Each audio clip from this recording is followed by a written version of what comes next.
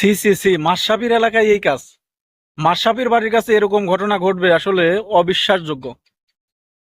কি মানে কি মানুষ যে মাশরাফির মতন একটা এমপি তার এলাকায় এই ধরনের ঘটনা ঘটাছে, তার কত বড় কলিজা। মানে কি বলবো, মানুষ কতটা জঘন্য হলে এই ধরনের কর্মকাণ্ড ঘটাতে পারে। যে একজন তার বউ নিয়ে, নববধূ নিয়ে ঘুরতে বেরোয়ছে, তাকে ধরে গাছের সঙ্গে বেঁধে রেখে তার বউয়ের সঙ্গে এই কাজগুলো করা। মানে মানুষ তো আর মানুষের ভিতর নাই। মানুষ যখন পশুর পর্যায়ে চলে যায়, মানুষ যখন মানে মানুষ ছাড়া অন্য কোনো প্রাণীর পর্যায়ে চলে যায়, তখনই এই ধরনের ঘটনা ঘটাতে পারে। তা না ছাড়া তো এইরকম ঘটনা ঘটানোর কথা না। এ ভাই এই ঘটনার সম্মুখীন হয়েছে, তার তো আত্মা ফেটে চিৎকার করা ছাড়া আর কোনো উপায় ছিল না।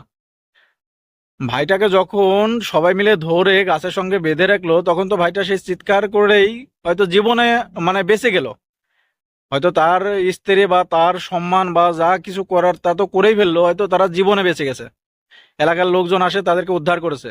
তাকে গাছের সঙ্গে বেঁধে তার স্ত্রীকে চড় দিয়ে তার স্ত্রীকে জোর করে এই কাজগুলো করলো 4-5 জন বকাটে মিলে। দর্শক, ঘটনাটা হচ্ছিল নড়াইলের। সেখানে এক ভাই তার নববধূকে নিয়ে আহ, পাশের মাছের ঘেরে মানে বেড়াইতে যান, ঘুরতে যান।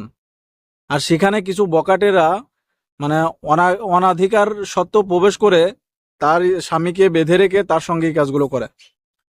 পরবর্তীতে যে বকাটে এই কাজগুলো করে তার বড় ভাই মানে কতটা কুলাঙ্গার হলে সেই মেয়েকে হুমকি দেয়, সেই মেয়ের স্বামীকে হুমকি দেয় যে তোরা যদি এই কথাগুলো থানাতে বলিস তাহলে তোদেরকে দেখে নেব। মানে যে বকাটে এই কাজগুলো করছে ওর বড় ভাই ওর চাইতে বড় কুলাঙ্গার। মানে কি বলবেন, কিছু বলার নাই। যা ছোট ভাইকে তো শাসাবে বা ছোট ভাইকে তো সে এর বিচার করবে তো দূরের কথা, সে নিজেই আরো ভুক্তভোগীদেরকে হুমকি দিচ্ছে।